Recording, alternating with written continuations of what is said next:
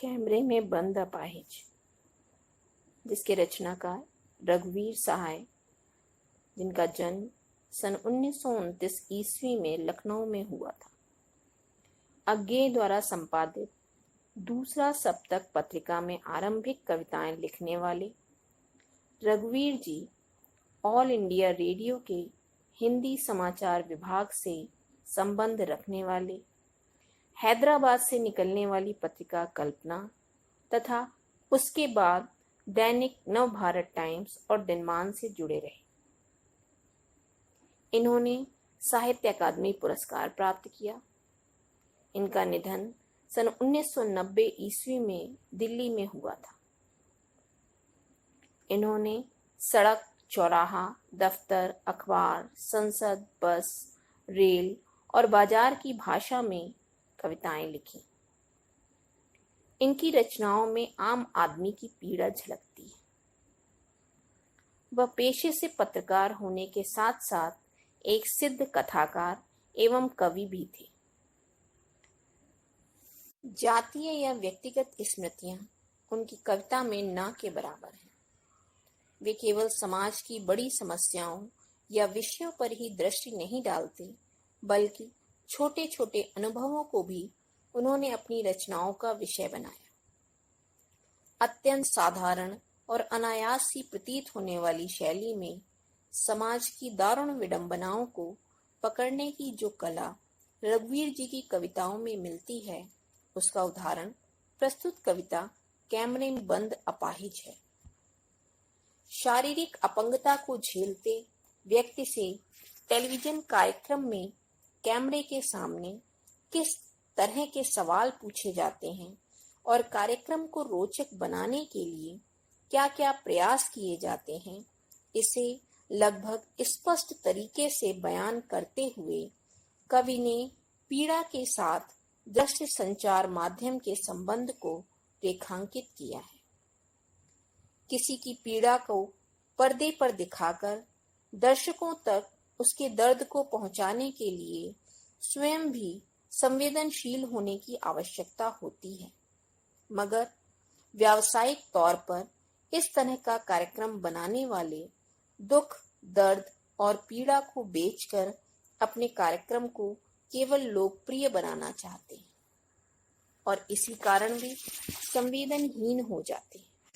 इस कविता के माध्यम से कवि ने मीडिया और समाज के लोगों पर तीखा व्यंग प्रहार किया है। इसके माध्यम से वे एक काले सच को उजागर करते हैं कि अपने कार्यक्रम को रोचक बनाने के लिए वे कुछ भी बोलने से हिचकते नहीं हैं तथा जनता के बीच ऐसे कार्यक्रम को दिखाकर अपना फायदा उठाने को तत्पर रहते हैं। प्रस्तुत है कविता कैमरे में बंद अपाहिज, जो प्रसिद्ध रचनाकार रघुवीर सहाय द्वारा रचित जो लोग भूल गए हैं संग्रह से ली गई है। प्रस्तुत है कविता की व्याख्या। हम दूरदर्शन पर बोलेंगे, हम समर्थ शक्तिवान, हम एक दुर्बल को लाएंगे एक बंद कमरे में। कवि एक संचालक के रूप में कहता है। यहाँ पर हम शब्द दूरदर्शन पर बोलने वाले वक्ता या संचालक के लिए कहा गया है। कवि संचालक के रूप में कहता है कि वह समर्थ और शक्तिवान है, जो एक दुर्बल या कमजोर व्यक्ति को दूरदर्शन पर एक बंद कमरे में लाकर कैमरे के द्वारा आपसे परिचित कराना चाहता है तथा दर्शक उसके दुख को देखकर स्वयं उसकी हीनता का आभास करेंगे। कविता की भाषा सरल, सहज एवं व्यंग्यात्मक है तथा संवाद शैली का प्रयोग किया गया है। संचालक दर्शकों को यह भी बताता है कि अब वह उस अपाहिज से, उस कमजोर व्यक्ति से कुछ प्रश्न करेगा। कविता की पंक्तियों में उससे पूछेंगे, तो आप क्या अपाहिज हैं? आपका अपाहिजपन तो दुख देता होगा। व्याख्या के तौर पर हम कहेंगे कि संचालक दर्शकों को यह भी बताता है कि अब वह उस कमजोर व्यक्ति से कुछ प्रश्न करेगा। वह उससे पूछेगा कि क्या आप अपाहिज हैं, जबकि उसकी स्थिति को देखकर स्पष्ट हो रहा है कि वह अपंग है, लाचार है। फिर भी ऐसा पूछकर उसे यह एहसास कराता है कि वह अपाहिज या अपंग है। एक कमजोर व्यक्ति को उसकी हीनता का आभास कराना क्या उचित है? कदापि नहीं। फिर भी यहाँ पर संचालक उससे पूछ करके उस पर तीखा प्रहार कर रहा है। संचालक फिर पूछता है, तो आप अपाहिज क्यों हैं? जैसे अपाहिज होना उसके वश में है। क्या उसकी मर्जी से ऐसा हुआ है? नहीं। कोई जन्म से अपंग होता है तो कोई किसी कारण से हो जाता है, मगर इन परिस्थितियों पर उसका कोई जोर नहीं होता। तो फिर ऐसा पूछकर उसके दुख को और अधिक बढ़ाना क्या उचित होगा? लेकिन संचालक इतने पर भी नहीं रुकता। वह फिर उससे पूछता है, आपका अपाहिजपन तो दुख देता होगा, देता है? ऐसा कहकर वह उसके दुख को कम करने या सहानुभूति दर्शाने की अपेक्षा और अधिक बढ़ाने का कार्य करता है। जब हम किसी के दुख को और अधिक कुरेदते हैं तो सिवाय उसकी टीस बढ़ाने के अलावा कुछ नहीं करते। साथ ही संचालक का यह पूछना कि दुख देता होगा, देता है, केवल उसकी हृदयहीनता का परिचय देता है। किसी को कष्ट में देखकर यदि उससे यह पूछा जाए कि क्या तुम कष्ट से पीड़ित हो, यह बात उसे और अधिक दुखी करने वाली होती है, जिस कारण से वह कोई भी उत्तर देने में असमर्थ होता है, क्योंकि अपंगता या अपाहिजपन तो सभी के लिए कष्टकारी होता है। लेकिन संचालक कर्ता का पूरा ध्यान अपने कार्यक्रम पर होता है। वह कैमरामैन को आदेश देते हुए कहता है, कैमरा दिखाओ, इसे बड़ा बड़ा अर्थात और जूम करके उस व्यक्ति की पिक्चर को बड़ा करके निकट ले जाकर दर्शकों को उसका चेहरा दिखाओ।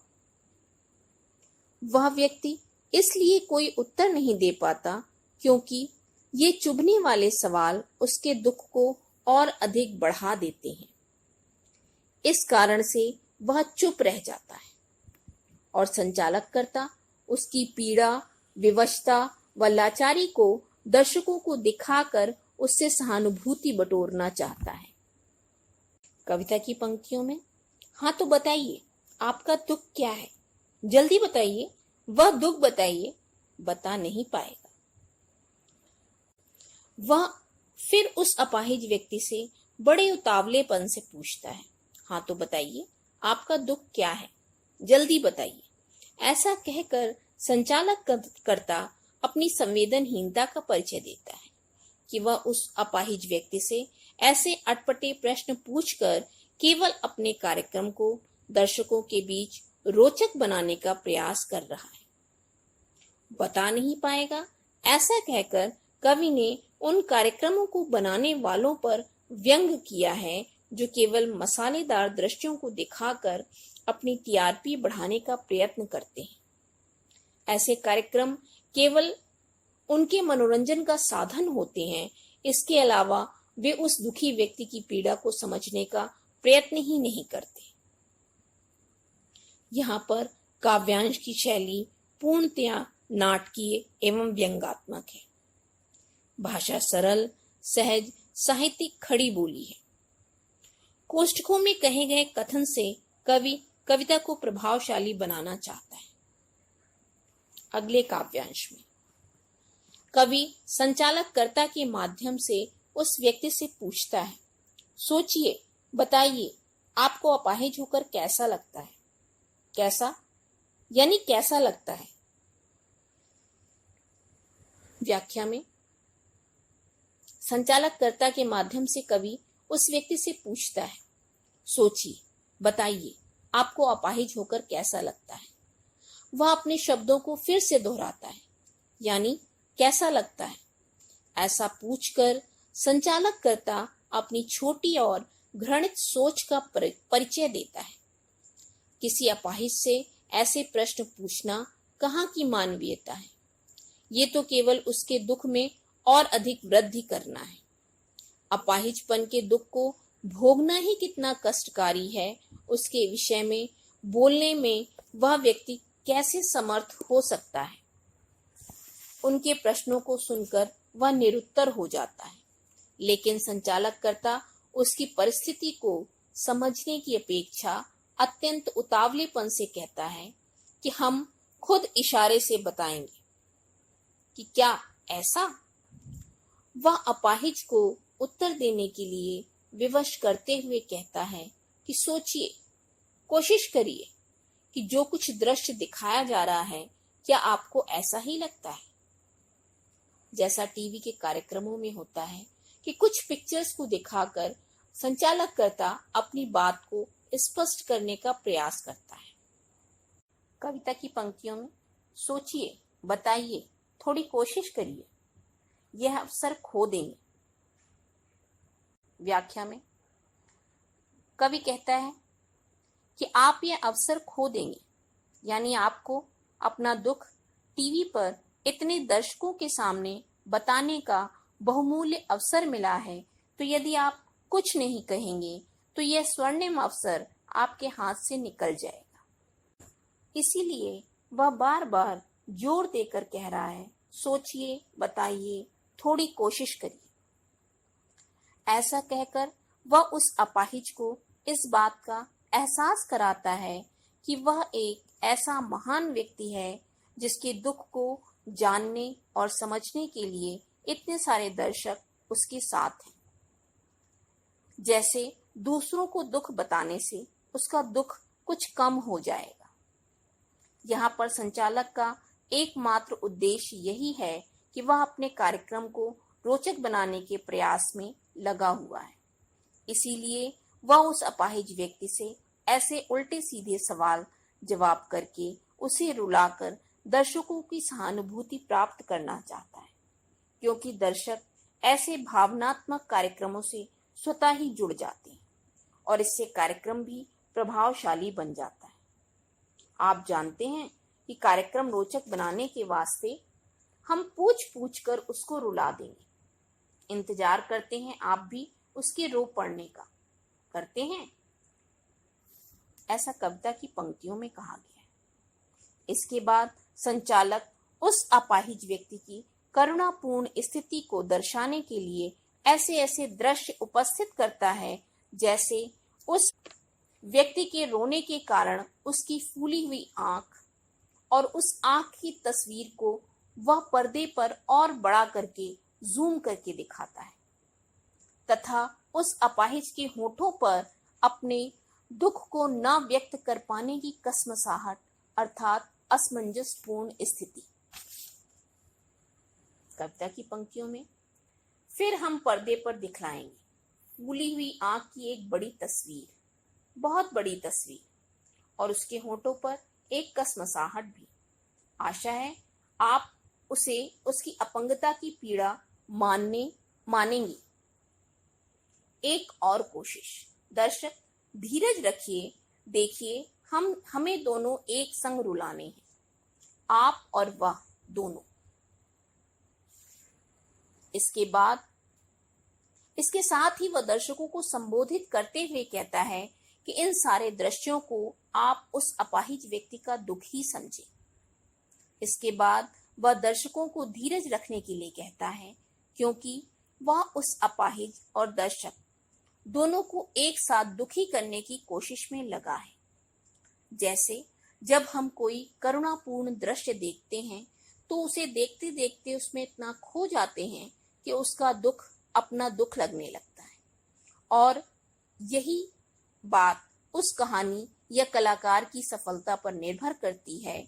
तो संचालक भी इसी प्रयास में लगा हुआ है कि कैसे वह दर्शकों को उस व्यक्ति के दुख में इतना लीन कर दे कि दोनों ही एक साथ रो पड़े। लेकिन वह अपने प्रयास में सफल नहीं हो पाता। अंतिम काव्यांश में वह कहता है, कैमरा बस करो, नहीं हुआ, रहने दो, पर्दे पर वक्त की कीमत है, अब मुस्कुराएंगे हम। यानी काव्यांश में संचालक दर्शक और उस अपाहिज व्यक्ति दोनों को रुलाने में असफल होने के कारण कैमरामैन से कहता है कि बस करो, ऐसा संभव नहीं। अब कार्यक्रम के समाप्त होने का समय हो रहा है, अर्थात उसे उस अपाहिज के दुख का जरा भी ख्याल नहीं होता। वह तो केवल अपने कार्यक्रम की सफलता के विषय में सोच रहा था। इसीलिए दर्शकों और उस व्यक्ति को एक साथ दुखी करना चाहता था, लेकिन समय सीमा समाप्त हो जाने के कारण वह अपने कार्यक्रम की समाप्ति करते हुए मुस्कुराते हुए दर्शकों से कहता है कि आप देख रहे थे सामाजिक उद्देश्य से युक्त कार्यक्रम, बस थोड़ी सी कसर रह गई, इसमें हम उस अपाहिज को रुलाने में सफल न हुए। धन्यवाद। इन शब्दों के माध्यम से कवि ने संचालक की हृदयहीनता तथा कठोरता का चित्रण किया है, जो एक करुणापूर्ण दृश्य को संवेदनहीन होकर दर्शाने में लगा है और केवल अपने कार्यक्रम के उद्देश्य की पूर्ति करना ही उसका ध्येय है। उसे इस बात से कोई फर्क नहीं पड़ता कि वह अपाहिज कितना दुखी है और उसका दुख क्या है। वह दर्शकों के सामने अपने इस उद्देश्य को पूर्ण करना ही नहीं चाहता, वह तो केवल कार्यक्रम को सफल बनाना चाहता है। धन्यवाद।